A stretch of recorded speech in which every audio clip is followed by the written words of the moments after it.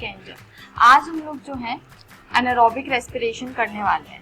कल हम लोगों ने पिछली क्लास में जो है एरोबिक रेस्पिरेशन में, अभी हम लोगों ने एरोबिक रेस्पिरेशन स्टार्ट नहीं किया है, ठीक है। एरोबिक रेस्पिरेशन और एनारोबिक रेस्पिरेशन दोनों में एक कॉमन स्टेप है which is our glycolysis, right, वो हमने कंप्लीट किया है, राइट। और ग्लाइकोलाइसिस के टाइम पे बेटा हम लोगों को टोटल कितना एटीपी मिलता है, 2 एटीपी जो है हम लोगों को टोटल मिल जाता है, राइट। ठीक है एंजल, इतना आपको समझ में आया था? ओके, अब देखो जो हम लोगों का एनारोबिक रेस्पिरेशन है प्रॉपरली, जैसे ये मेरा ग्लूकोज है, क्या होता है मेरे एनारोबिक रेस्पिरेशन में, हम लोग ये ईस्ट में पढ़ते हैं, ठीक है, इन ईस्ट स्पेसिफिकली अगर बात करें तो हमें पता है, हमने कल वाली क्लास में पढ़ा था, जो हम लोगों का ग्लूकोज होता है वो हमको जो है पायरुविक एसिड देता है, वो भी 2 molecules of pyruvic acid, right. 2 molecule जो है हमें पायरुविक एसिड का देता है बेटा। अब यहाँ पे हम लोगों को डायरेक्ट लिख देना है कि यहाँ पे मुझे 2 एटीपी जो है टोटल मिलते हैं। मैंने कल आपको पूरा ग्रॉस कैलकुलेशन करके बताया था, अभी मैं यहाँ डायरेक्ट लिख रही हूँ, ठीक है। हम लोगों ने पिछली क्लास में ये भी देखा था, जब हम लोग यहाँ पे ग्लाइकोलाइसिस कर रहे थे तो हम लोगों को NADH भी मिल रहा था, राइट। ये NAD positive gives us NADH2, ठीक है।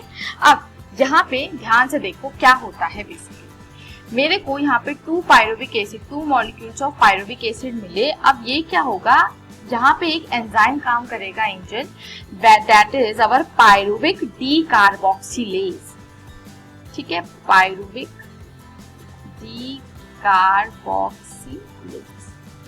ओके, ये क्या करने वाला है, मेरे पायरुविक एसिड को एसिटल्डिहाइड में चेंज कर देगा, ट्वाइस ऑफ एसिटल्डिहाइड, ठीक है।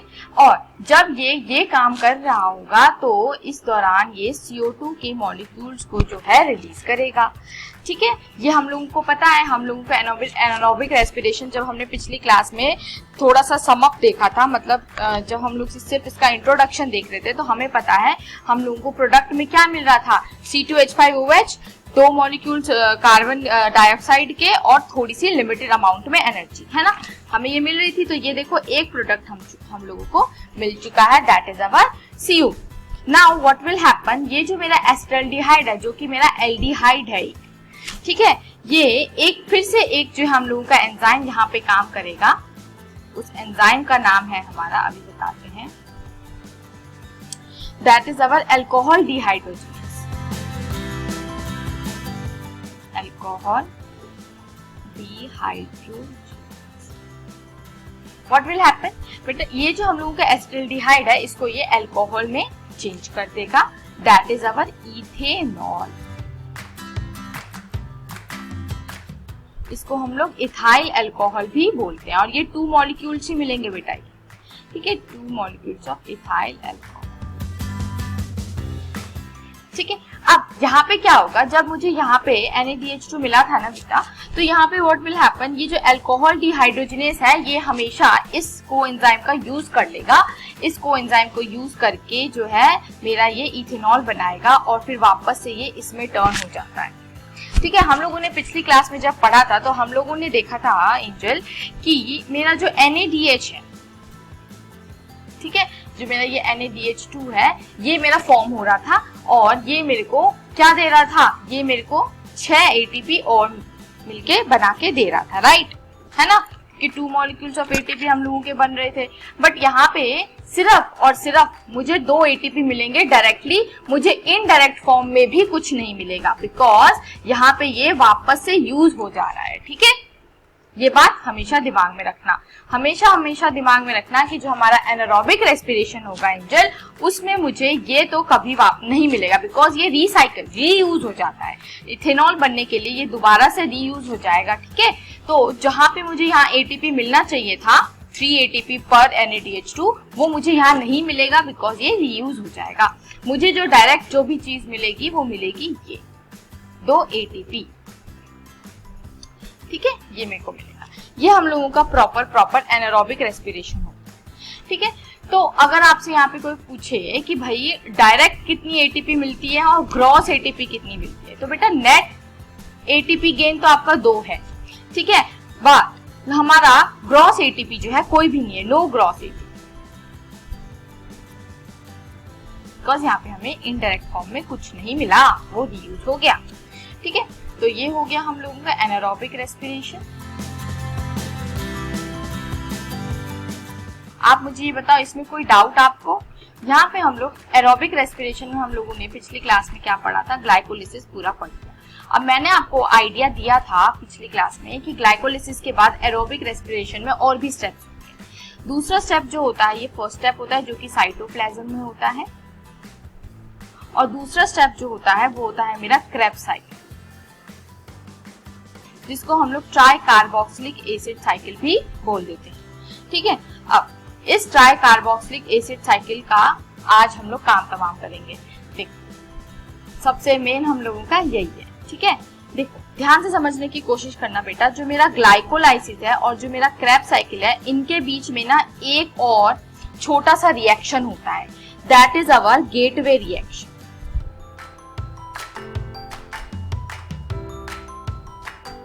अब ये गेटवे रिएक्शन क्या होता है, मैं यहाँ पे पूरा फॉर्म लिख देती हूँ, ग्लाइकोलाइसिस और केसी बहुत है। ठीक है, तो ग्लाइकोलाइसिस हो गया, मेरे को पायरुविक एसिड मिल गया एंजल। ठीक है, अब वो जो है मेरे को माइटोकॉन्ड्रिया में लेके जाना है, क्योंकि ये मेरा साइटोप्लाज्म में हुआ है काम, राइट। तो अब क्या होने वाला है कि ये पहले इस एक छोटे से गेटवे रिएक्शन के थ्रू होके मेरा जो है ये क्रेब्स साइकिल में एंटर करेगा। अब ये क्या होता है मेरा गेटवे रिएक्शन, ये हम लोग अभी देखेंगे।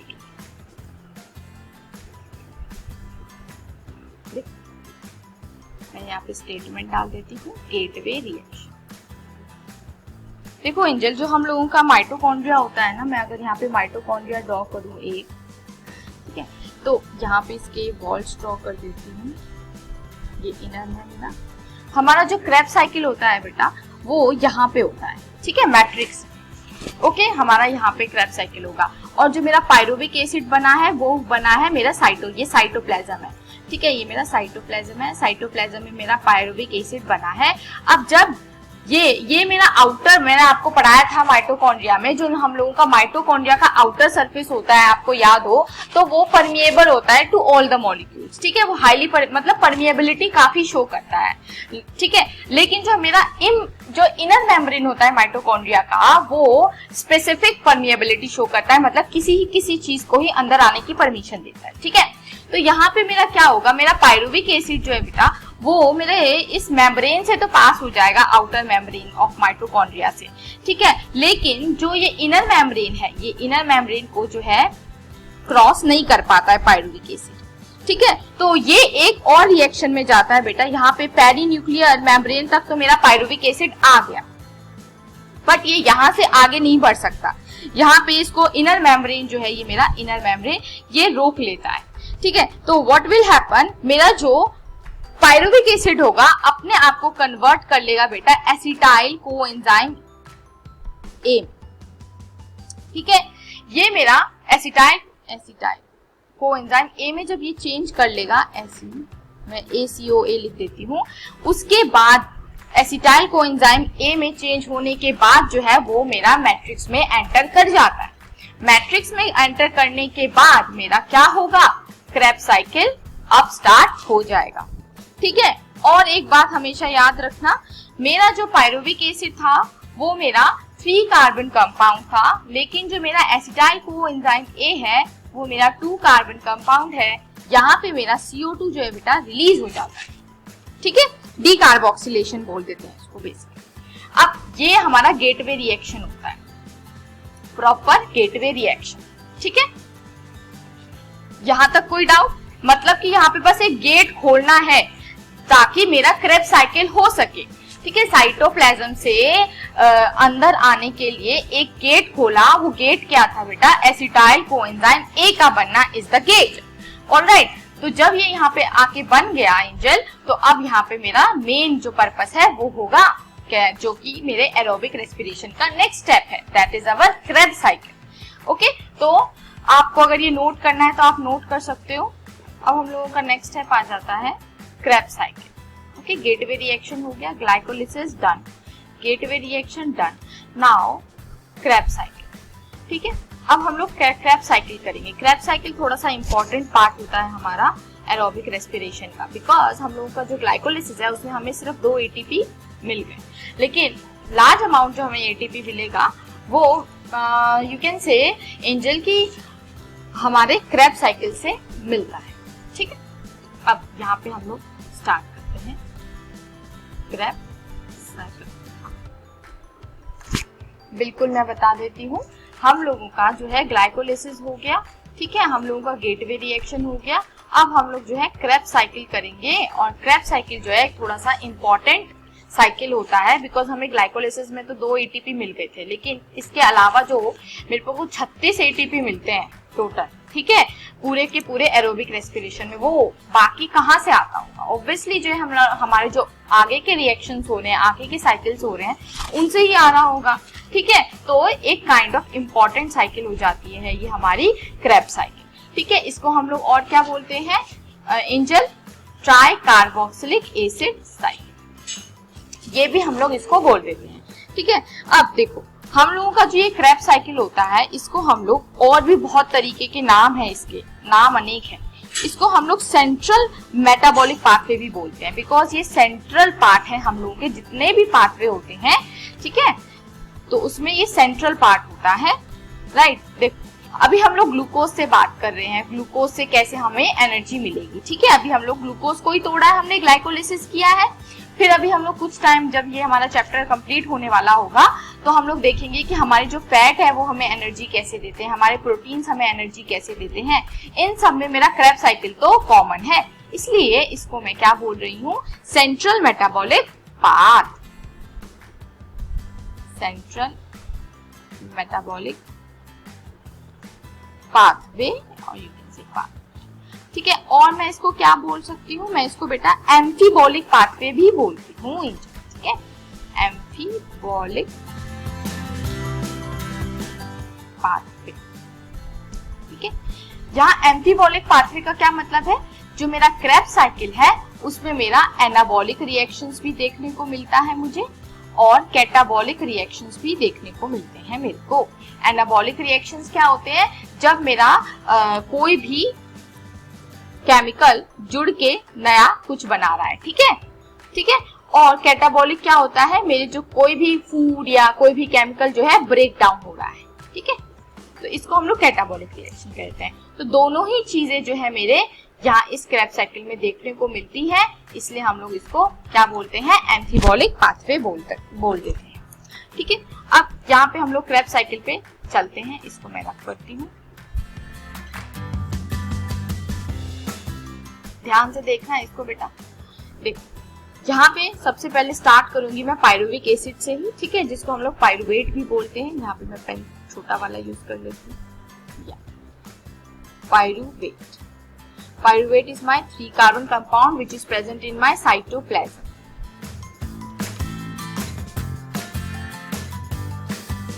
ठीक है, अब ये साइटोप्लाज्म में जो है, अब यहाँ पे ये पहले किस में चेंज होगा? एंजल एसिटाइल कोएंजाइम ए में। ठीक है, और ये कौन सा कितने कार्बन का कंपाउंड है? 2 कार्बन कंपाउंड का। ये कहाँ पे चेंज हुआ है? ये पेरी माइटोकॉन्ड्रियल स्पेस में। ठीक है, यहाँ पे हमारा ये चेंज हुआ है। ओके, और ये हम लोगों को क्या इसके ये करने के टाइम पे क्या रिलीज होता है? हमारा CO2 रिलीज होता है। ओके, और यहाँ पे ऐड होता है कोएंजाइम ए, तभी तो एसिटाइल कोएंजाइम ए मिल जाएगा, ऐसी थोड़ी कहीं से भी बन रहा है। ठीक है, यहाँ पे ये मेरा एंजाइम कोएंजाइम ए ऐड, और इसी स्टेप में बेटा हम लोगों को एक और चीज मिलती है, that is our NADH2। Okay, NAD positive gives us NADH2। ठीक है एंजल, समझ में आ रहा है ना? कंफ्यूजन तो नहीं हो रही? ओके, अब ये एसिटाइल कोएंजाइम ए जो है मेरे पेरी माइटोकॉन्ड्रियल स्पेस में जो प्रेजेंट है, what will happen? It will come into my matrix. Okay, where हमारा क्रेब साइकिल जो वो होगा। ओके, अब ये मेरा 2 कार्बन कंपाउंड है। अब एक और कंपाउंड आएगा, that is my 4 carbon compound, या और वो कार्बन कंपाउंड होगा बेटा ऑक्सैलिक एसिटिक एसिड। मैं इसको ऐसे लिख रही हूँ। ठीक है, इसको ऑक्सैलिक एसिटिक एसिड भी ऐसे भी लिख सकते हैं, ठीक है। मैं यहाँ पे नहीं लिखूंगी, नहीं सिर्फ 3 चैप्टर्स, ठीक है। अब ये मेरा ऑक्सैलिक एसिटिक एसिड जो है वो 4 कार्बन कंपाउंड है और ये मेरा क्या है 2 कार्बन कंपाउंड है। तो बताओ कितने कार्बन कंपाउंड, ये कितने कार्बन कंपाउंड का प्रोडक्ट बनाएगा? 4 + 2 कितने होते हैं? 4 + 2 कितने होते हैं? बिल्कुल, ठीक है। तो ये दोनों मिलके 6 कार्बन कंपाउंड बनाएंगे, ओके। वो होगा हमारा सिट्रिक एसिड और ये होगा मेरा 6 कार्बन, ठीक है। अब यहाँ पे क्या होगा, एक और एंजाइम काम करता है ऑक्सैलो एसिटिक एसिड को सिट्रिक एसिड में चेंज करने के लिए। मेरा कौन सा एंजाइम काम होगा? Citrate synthetase. यहाँ पे आप लिख सकते हो सिट्रेट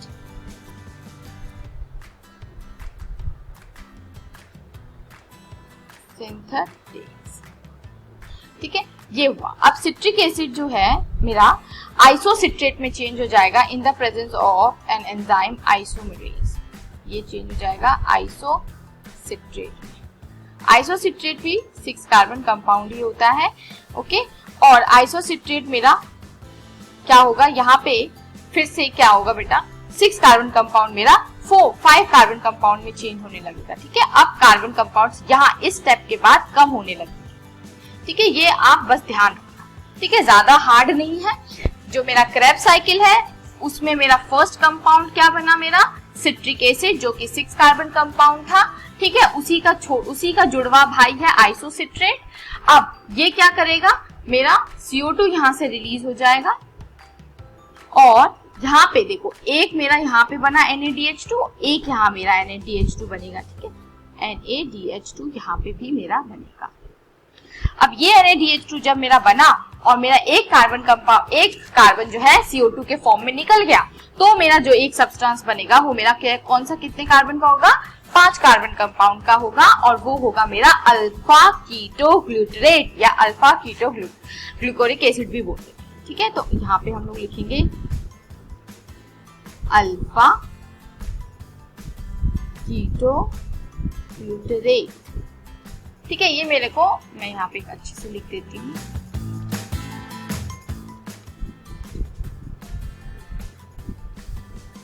ये मेरा अल्फा कीटो ग्लूटरेट मुझे मिल गया। अब ये अल्फा कीटो ग्लूटरेट जो है ये फिर से क्या करेगा, मेरा CO2 रिलीज करेगा। मैंने बोला ना यहाँ पे क्या होगा, मेरा CO2 जो है रिलीज होगा, मेरे कार्बन कम होते जाएंगे।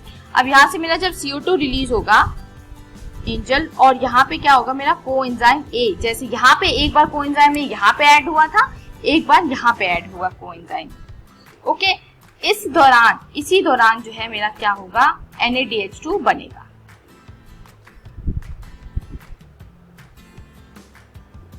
NAD पॉजिटिव मेरा NaDH2 बनाएगा। देखो कहाँ कहाँ बना मेरा NaDH2 एंजल, एक यहाँ पे बना, एक यहाँ पे बना और एक यहाँ पे बना, ठीक है। दिमाग में ये चीजें याद रखनी है। अब क्या हुआ, मेरा CO2 यहाँ पे भी निकल गया, तो यहाँ पे पहले 5 कार्बन कंपाउंड था, अब क्या हो जाएगा 4 कार्बन कंपाउंड हो जाएगा जो भी मुझे मिलेगा, और उसको मैं सक्सिनाइल कोएंजाइम A बोलूंगी बिकॉज मैंने यहाँ पे कोएंजाइम A भी ऐड किया है। तो यहाँ पे मेरे को मिला सक्सिनाइल कोएंजाइम A, राइट, और ये मेरा 4 कार्बन कंपाउंड है, ओके। अब ये जो मेरा सक्सिनाइल कोएंजाइम A है ये भी क्या करने वाला है, अभी इसको बताते हैं। अब यहाँ पे कोएंजाइम A था, ये कोएंजाइम A वापस चला जाएगा अपने घर को। कोएंजाइम A जब अपने घर को चला गया तो यहाँ पे बेटा देखो, देख रहे थे आप एंजल की, मुझे यहाँ पे डायरेक्ट ATP कहीं नहीं मिला। यहाँ पे मुझे NaDH2 मिला भाई, मुझे यहाँ पे भी NaDH2 मिला, मुझे यहाँ पे NaDH2 मिला, ठीक है। अब जो डायरेक्ट ATP मुझे मिलेगा वो मुझे इस स्टेप में मिलेगा। सक्सिनाइल कोएंजाइम A जब मेरा सक्सिनिक एसिड बनेगा, मैं यहाँ पे लिख देती हूँ, that is my succinic acid. जब मेरा सक्सिनिक एसिड यहाँ पे बनेगा, कोएंजाइम A मेरा निकल जाएगा, तो यहाँ पे मुझे मिलेगा GTP। GDP जो है GDP मेरा बन जाएगा GTP में, ठीक है।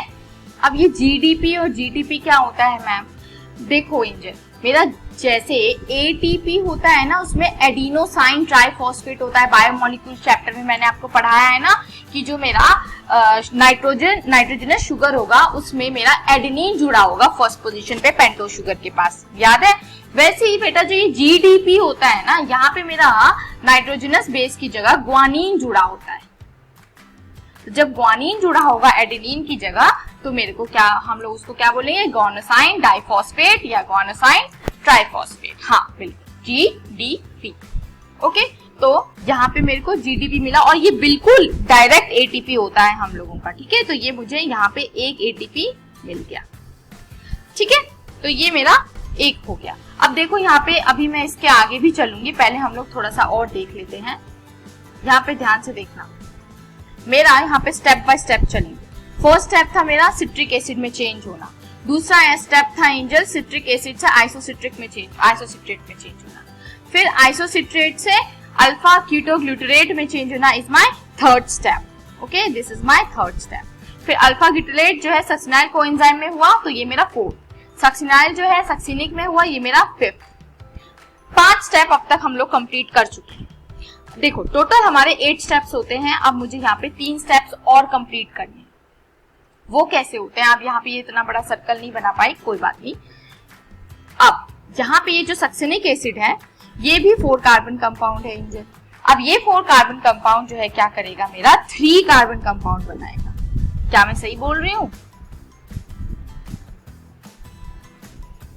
देखो ऐसा नहीं होगा, ठीक है एंजल, ऐसा नहीं होगा, बिकॉज यहाँ पे आप देख रहे हो कि एंड में ना ये साइकिल घूमते घूमते मेरे इस स्टेप पे वापस आ जाएगी। जैसे आप नोटिस कर रहे हो इस स्टेप पे वापस आ जाएगी, है ना? तो ये तो मेरा 4 कार्बन कंपाउंड ही है, राइट? तो अब ये 4 जो कार्बन का नंबर है वो मेरा स्टिल रहेगा, ठीक है? वो मेरा स्टेटिक रहेगा, उसमें कोई चेंजेस नहीं होंगे, बट कंपाउंड जो मेरे चेंज होते जाएंगे। अब जो मेरा ये सक्सिनिक एसिड है ये मेरा चेंज हो जाता है फ्यूमेरेट में। मैं इसको यहाँ पे लिखती हूँ,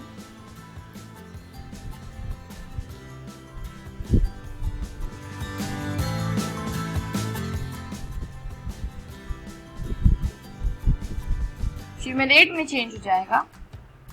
फ्यूमेरेट जो होता है बेटा ये भी एक तरीके का केमिकल होता है हम लोगों का। जब सक्सिनिक एसिड, अब देखो जैसे मेरा यहाँ पे NAD मिल रहा था मुझे, ये कोएंजाइम्स हैं जो कि हमारे इलेक्ट्रॉन्स को कैरी करते हैं, ठीक है? अब यहाँ पे जब ये ऐसे बन रहा है सक्सिनिक एसिड फ्यूमेरेट में, तो यहाँ पे अब मेरा FADH2 बनेगा। ये भी एक तरीके का क्या है एंजल? मेरा कोएंजाइम ही है। ये भी क्या करेगा? मेरा इलेक्ट्रॉन को ही कैरी करेगा। आपका होमवर्क क्या है? आपको FADH2 और NADH2 का फुल फॉर्म पता करके आना है। आज शाम तक मुझे पता करके बताना है। वैसे आप गूगल से सर्च कर लोगे, लेकिन कम से कम कष्ट तो करोगे, दिमाग में बैठ जाएगा ये चीज, ठीक है? तो फ्यूमेरेट भी मेरा 4 कार्बन कंपाउंड होता है। सक्सिनिक एसिड जब फ्यूमेरेट में चेंज होता है तो क्या मिलता है हम लोगों को? FADH2। नो बेटा, सिर्फ यहाँ पे मुझे डायरेक्ट एटीपी मिला था। ये सारे के सारे मेरे इनडायरेक्ट हैं, ठीक है? ये मेरे डायरेक्ट एटीपी नहीं है। अब यहाँ पे मुझे FADH2 मिल गया। अब फ्यूमेरेट जो है वो मेरा मैलिक एसिड में चेंज हो जाएगा, ठीक है? यहाँ पे अगर मैं बात करूं, यहाँ मैलिक एसिड या मैलेट भी बोल देते हैं। जब ये फ्यूमेरेट मेरा मैलिक एसिड में चेंज हो जाएगा, that's all. This is my now come to the step. 5th step, ये मेरा 6th स्टेप, ये मेरा 7th स्टेप। ओके, अब मेरा चल रहा है लास्ट स्टेप। लास्ट स्टेप क्या होगा एंजल? लास्ट स्टेप होगा मेरा मैलिक एसिड जो है वो वापस से ऑक्सैलिक एसिड में चेंज हो जाएगा, ठीक है? इस टाइम पे क्या होगा? मेरा NADH2 फिर से रिलीज होगा। NADH2 NAD पॉजिटिव, ठीक है? यहाँ पे मेरा क्या हुआ? मैलिक एसिड ऑक्सैलिक एसिड में वापस से चेंज हो गया। This is my 8th step. Okay, देखो अब आप यहाँ पे ध्यान से देखने की कोशिश करना एंजल। क्या हुआ? मेरा एरोबिक रेस्पिरेशन में, मैं वापस से पूरा का पूरा रिपीट कर देती हूँ। एरोबिक रेस्पिरेशन था, ध्यान से कान खोल के सुनना, ठीक है एंजल? उसमें फर्स्ट स्टेप क्या हुआ? मेरा ग्लाइकोलाइसिस हुआ। ग्लाइकोलाइसिस में मेरा जो है ग्लूकोज जो था वो पायरुविक एसिड में चेंज हो जाता है, that we can also call pyruvate, जो कि एक 3 कार्बन कंपाउंड है, ठीक है? जो कि एक 3 कार्बन कंपाउंड है। अब ये जो है मेरे माइटोकॉन्ड्रिया के इनर मेम्ब्रेन को जो है वो भेद नहीं पाता है। ठीक है, तो वो अपने आप जो है रूप चेंज कर लेगा। ठीक है, बाबा जी बन जाएगा, बहुत ही सिंपल कंपाउंड बन जाएगा एसिटाइल कोएंजाइम ए। ठीक है, और वो एसिटाइल कोएंजाइम ए कैसा होता है, मेरा 2 कार्बन कंपाउंड होता है ना। अब वो 2 कार्बन कंपाउंड मेरा एंटर कर गया किसके अंदर, मेरे मैट्रिक्स के अंदर और इन अवर माइटोकॉन्ड्रिया। अब ये एसिटाइल कोएंजाइम है और ऑक्सैलिक एसिटिक एसिड, ये क्या करेंगे, ये दोनों मिल जाएंगे, दोस्ती कर लेंगे और दोस्ती के साथ फिर ये एक नया बॉन्ड, नया केमिकल बनाएंगे which we call citric acid. ठीक है, ये क्या करेंगे, सिट्रिक एसिड को बना देंगे। अब सिट्रिक एसिड जो है मेरा कैसे बना, ये 4 कार्बन का कंपाउंड था, ये 2 कार्बन का कंपाउंड था, तो ये बना मेरा 6 कार्बन का कंपाउंड। ठीक है, अब ये 6 कार्बन का कंपाउंड जो है अपना रूप चेंज कर लेगा, ये बोलेगा कि ये जो बॉन्ड है ये हम लोगों का बहुत ही अच्छा बॉन्ड है, मैं रूप चेंज कर लेता हूँ ताकि कोई मेरे को अलग ना कर सके, मेरे अंदर से एसिटाइल और ऑक्सैलिक एसिड को अलग ना कर सके। मैं बस याद करने के लिए बता रही, तो अपना रूप चेंज कर लेगा आइसोमरेज की हेल्प से, और वो क्या होगा हम लोगों का, आइसोसिट्रेट। ये भी मेरा 6 कार्बन कंपाउंड होगा। लेकिन जिस देश में वो लोग रह रहे थे, जिस मैट्रिक्स में वो लोग रह रहे थे, वहां पे जो है पता लग गई कि भाई ये जो है इसको तोड़ना पड़ेगा। पता लग गई लोगों को कि ये ऑक्सैलिक एसिटिक एसिड और एसिटाइल कोएंजाइम ए जो है आइसोसिट्रेट की भेस में छुपे हुए हैं।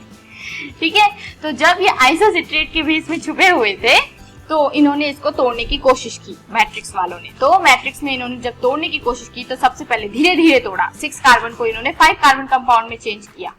ठीक है, 5 कार्बन कंपाउंड में जब ये चेंज किया तो वो 5 कार्बन कंपाउंड का क्या नाम रखा, अल्फा क्यूटोग्लूटरेट। ठीक है, और यहाँ पे बहुत ही इंपॉर्टेंट है बेटा, 6 कार्बन कंपाउंड मेरा 5 कार्बन कंपाउंड में चेंज हो रहा है, तो क्या हो रहा है, मेरा CO2 रिलीज हो रहा है और NaDH2 भी बन रहा है। ओके, अब आफ्टर दैट ये 5 कार्बन कंपाउंड जो है मेरा 4 कार्बन कंपाउंड में चेंज होगा, उसको हम लोग क्या बोलेंगे, सक्सिनाइल कोएंजाइम ए। मैंने इसको सक्सिनाइल कोएंजाइम ए क्यों बोला, बिकॉज यहाँ पे मेरा कोएंजाइम ए भी ऐड हुआ था। ठीक है, कोएंजाइम ए भी ऐड हुआ और यहाँ पे भी मेरा 5 से 4 बना, तो यहाँ पे भी CO2 मेरा रिलीज हुआ था। और यहाँ पे भी 5, जैसे देखो यहाँ से 6 से 5 बना तो वही 2 चीजें, वही CO2 रिलीज हुआ और NaDH2 बना। तो जब 5 से 4 बनेगा तब भी वही 2 चीजें होंगी, CO2 रिलीज होगा और NaDH2 बनेगा।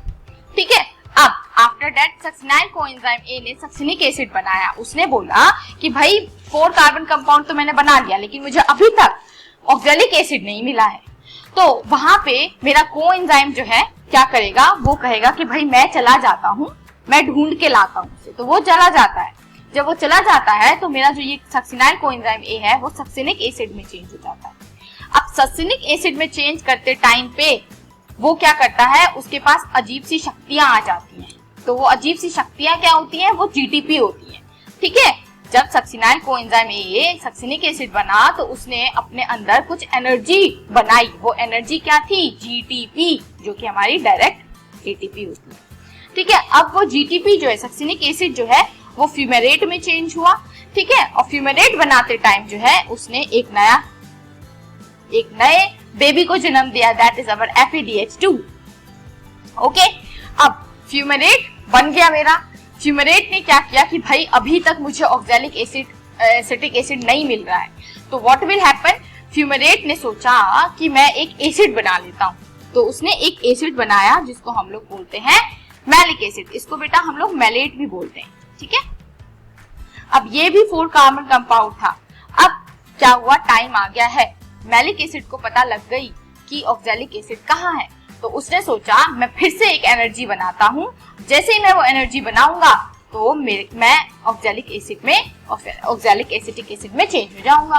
तो जैसे ही इसने NaDH2 बनाया तो मैलिक एसिड जो है मेरा किस में चेंज हो गया, ऑक्सैलिक एसिटिक एसिड में बन गया। ठीक है, अब इस दौरान क्या हुआ, इस साइकिल का क्या महत्व भला, यहाँ पे महत्व क्या है, महत्व ये है कि हमें यहाँ पे बहुत सारा एनर्जी इलेक्ट्रॉन कैरियर्स मिल गए, यू कैन से दैट। ठीक है, NaDH2 1, NaDH2 2, NaDH2 3, ठीक है, एक ATP, फिर यहाँ पे 4 NaDH2। कैन यू इमेजिन, यहाँ पे हम लोगों को इतना सारा ATP जो है NaDH2 मिला है ना।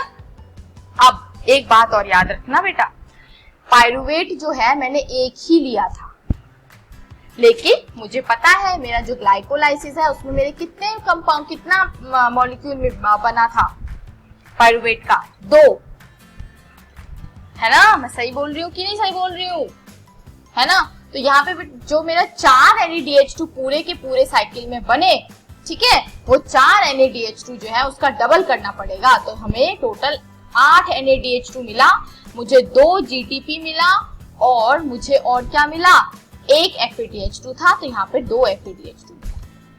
ठीक है, समझ में आया। मतलब सब चीज का डबल कर देना है। मैं इसको रब कर दूं, आपको लिखना है ताकि मैं फिर यहाँ पे आपको एनर्जी कंजर्व कैलकुलेशन बता सकूं। ठीक है, ठीक है।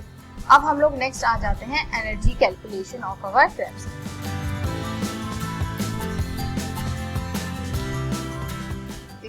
एनर्जी कैलकुलेशन क्या होती है एंजल, ध्यान से सुनना। अगर मैं सिर्फ क्रेब साइकिल की बात करूं, जो मेरा ये सर्कल अभी पूरा हुआ था, ठीक है, मतलब यहाँ पे जो पायरुविक एसिड जो एसिटाइल कोएंजाइम ए में चेंज हुआ, वो वहां पे जो हुआ उसको भूल जाऊं, सिर्फ यहाँ इसकी बात करूं क्रेब साइकिल की, तो यहाँ पे क्या हुआ था, टोटल मुझे कहाँ पे NADH2 मिला था, ठीक है, मुझे टोटल 3, एक साइकिल में 3 NADH2 मिले थे, है ना, और 1 FADH2 मिला था। सिर्फ एक साइकिल की बात कर रही हूं मैं अभी। 1 FADH2 मिला और 1 GTP मिला। तो टोटल मेरा जो ATP मुझे मिला, यहाँ पे एक NADH2 में 3 ATP होते हैं, तो टोटल मुझे 9 ATP मिले। यहाँ पे मुझे 1 FADH2 में 2 ATP होते हैं, ठीक है एंजल, या और 1 GTP में 1 ATP होता है।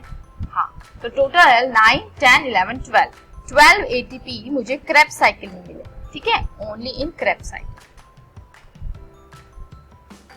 ओके, अब यहाँ पे अगर मैं बात करती हूँ कि मैं यहाँ पे पायरुविक एसिड को भी इंक्लूड कर लूं, पायरुविक एसिड को भी अगर मैं इंक्लूड कर लूं, तो मुझे यहाँ पे NADH2 मिला था एक और, ठीक है ना, एक और NADH2 मिला था, और वो NADH2 जो है वो भी बराबर था 3 ATP के। तो यहाँ पे मुझे टोटल 15 ATP एक साइकिल में मिल रहा था, है ना। टोटल ATP कितना मिला था, 15, और साइकिल कितनी है, 2। साइकिल कितनी है, ये पूरा एक, अगर मैं पूरा कंक्लूड करूं तो 2 हमारी, ये 2 बार होगा, है ना, क्योंकि हमें ग्लाइकोलाइसिस में 2 पायरुविक एसिड मिले थे, ठीक है। तो मैं, हाँ, अभी मैं वही तो बता रही हूँ कि डबल हो जाएगा। पहले हमने क्या किया, एक साइकिल का पूरा ATP काउंट कर लिया, 15 ATP, ठीक है। अब इसको ही मैं पूरा क्या कर दूंगी, 2 से मल्टीप्लाई कर दूंगी, ठीक है, मल्टीप्लाई बाय 2, और ये क्या होगा, मुझे 15 को मैंने 15 ATP टोटल मिले, उसको मैंने 2 बार, ऐसे ही मुझे दूसरी साइकिल में भी मिलेंगे, तो मैंने 2 बार मल्टीप्लाई कर दिया, मतलब 15 एक साइकिल में, दूसरा, और एक 15 दूसरे साइकिल में, तो क्या हुआ, मेरा 30 ATP मुझे टोटल यहाँ पे मिल गए, ठीक है। तो यहाँ 30 ATP मुझे मिल जाते हैं। लेकिन एंजल, अगर मैं बात करूँ सिर्फ यहाँ तक कि मुझे सिर्फ बताइए, सिर्फ और सिर्फ आपके क्रेब साइकिल में कितनी ATP फॉर्म हुई, तो आप क्या करोगे, ये जो 12 ATP यहाँ तक बना, तो ये सिर्फ यहाँ तक इस पूरे साइकिल का सिनेरियो था, ये 12 ATP, राइट।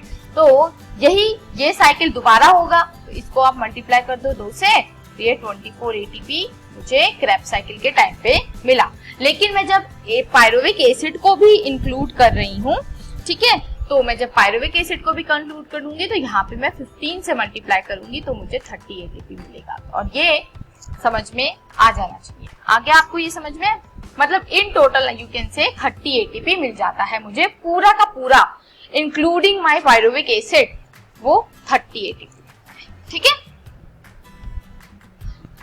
ठीक है। ये आपको 30 ATP वाला फंडा समझ में आ गया, राइट, ठीक है। अब यहाँ पे देखते हैं, इसको इरेज करते हैं। देखो एंजल, कल की जो हमारी क्लास होगी ना, आज हम लोगों ने क्या क्या कंप्लीट कर लिया, हम लोगों ने कल की क्लास में ग्लाइकोलाइसिस कंप्लीट कर लिया था, ग्लाइकोलाइसिस भी बोलते हैं। आज हमने क्या किया, फर्स्ट स्टेप, ये किस में होता है, साइटोप्लाज्म में, है ना, बार बार इसलिए बता रही हूँ ताकि दिमाग में याद रहे, बिकॉज ये चीजें ऐसी होती हैं कि हम भूल जाते हैं कि भाई ग्लाइकोलाइसिस कहाँ पे हुआ था, ठीक है, तो ये आपको याद रहना चाहिए। आप पिक्चर बना के भी देख सकते हो कि ये एक सेल है, यहाँ मेरा ग्लूकोज गया तो पहले साइटोप्लाज्म के उसमें आएगा, फिर तो और किसी ऑर्गेनेल के अटैच में आएगा ना, तो पहले साइटोप्लाज्म में होगा जो काम होगा। उसके बाद क्या हुआ, गेटवे रिएक्शन हुआ। गेटवे रिएक्शन में क्या हुआ था हमारा, गेटवे रिएक्शन में मेरा जो पायरुविक एसिड है वो एसिटाइल कोएंजाइम ए में चेंज हुआ था मेरा, और एक CO2 रिलीज हुआ था, ठीक है, और एक NADH2 बना था। अब इतने उसमें नहीं जा रहे, हम लोग ये पहले पढ़ चुके हैं। और फिर गेटवे रिएक्शन के बाद क्या हुआ, मेरा क्रेब्स साइकिल हुआ। क्रेब्स साइकिल में हम लोगों का जो एसिटाइल कोएंजाइम ए था, ठीक है, वो पूरा का पूरा यहाँ पे साइकिल होता है ऑक्सैलिक एसिटिक एसिड के साथ। और फिर हम लोगों के यहाँ पे जो है बहुत सारे NADH2 और FADH2 वगैरह सब मिलते हैं, ठीक है। तो यहाँ ये जो है, यहाँ पे भी हमें एनर्जी मिलेगी, यहाँ पे भी हम लोगों को एनर्जी मिलेगी, और यहाँ पे भी एनर्जी मिलती है, ठीक है। मतलब ATP बनने के लिए हमारे पास बहुत सारे जरिए हो गए हैं यहाँ पे, लेकिन जो एनारोबिक रेस्पिरेशन था उसमें सिर्फ ये था, ठीक है। अब देखो यहाँ पे मेरे को क्या क्या चीजें मिली। 2 NADH2 मुझे, मैं यहाँ पे अगर इरेज करूं इस चीज को, तो एंजल मुझे 2 NADH2, याद करो अगर आपको याद हो, तो मुझे वो 2 NADH2 ग्लाइकोलिसिस से मिला था। मतलब कैसे, जब हम लोग ग्लिसरॉल्डिहाइड को चेंज कर रहे थे 1,3-बाइफॉस्फोग्लिसरिक एसिड में, तो हम लोगों को 1 NADH2 मिला था, और यही प्रोसेस मेरा 2 बार होगा, ठीक है। तो मेरे को 2 NADH2 मिले, तो यहाँ पे 2 NADH2 मुझे ग्लाइकोलाइसिस से मिला, ओके। और यहाँ पे 2 NADH2 मेरे को गेटवे रिएक्शन से मिला, क्योंकि वो पायरुविक एसिड जो है एक था, जब मुझे एक पायरुविक एसिड से एसिटाइल कोएंजाइम को चेंज होने के लिए एक NADH2 बन रहा है, तो जब दूसरा बनेगा तो दूसरा NADH2 मिल जाएगा, तो टोटल मुझे 2 NADH2 मिल रहे हैं मेरे गेटवे रिएक्शन से, ठीक है। फिर उसके बाद क्या हो रहा है, मुझे 6 NADH2 किससे मिलेंगे, 6 NADH2 मुझे कहां से मिलेगा, क्रेब्स साइकिल से। क्या मैं सही बोल रही हूँ, बिल्कुल सही बोल रही हूँ। अच्छा, कैसे सही बोल रही हूँ, बिकॉज बेटा यहाँ पे 3 NADH2 हमें क्रेब्स साइकिल से मिल गया था ना, तो यहाँ पे मैं लिख सकती हूँ क्रेब्स साइकिल, ए क्रेब्स साइकिल, ठीक है। और 2 FADH2 मैं टोटल लिख रही हूँ, ये सारे के सारे 2 साइकिल्स के वो हैं, ठीक है, कंक्लूजन। यहाँ पे मेरे को क्या मिला था, 2 FADH2 भी मेरे क्रेब्स साइकिल से ही मिल गया था, ठीक है, FADH2। अब ये सारे के सारे जो हैं ये मेरे इलेक्ट्रॉन को कैरी करते हैं, इनके पास बहुत ज्यादा हाई एनर्जी होती है, ठीक है। मतलब टोटल मेरा यहाँ पे एंजल 10 तो मेरा हो गया NADH2, और 2 हो गए मेरे FADH2। ये इनके पास बहुत ही हाई एनर्जी होती है, और इस हाई एनर्जी के चलते ये इलेक्ट्रॉन्स को कैरी करते हैं, और फिर नेक्स्ट स्टेप पे चलते हैं हमारे इलेक्ट्रॉन ट्रांसपोर्ट चेन वाला स्टेप, ठीक है। अब ये इलेक्ट्रॉन ट्रांसपोर्ट चेन जो है एंजल हम लोग कल करेंगे, ठीक है, नहीं तो सब कुछ हौच-पौच हो जाएगा, क्योंकि आज ही हम लोगों ने इतना सारा रिएक्शन पढ़ा है, क्रेब्स साइकिल वगैरह वगैरह, ठीक है, तो कल करेंगे।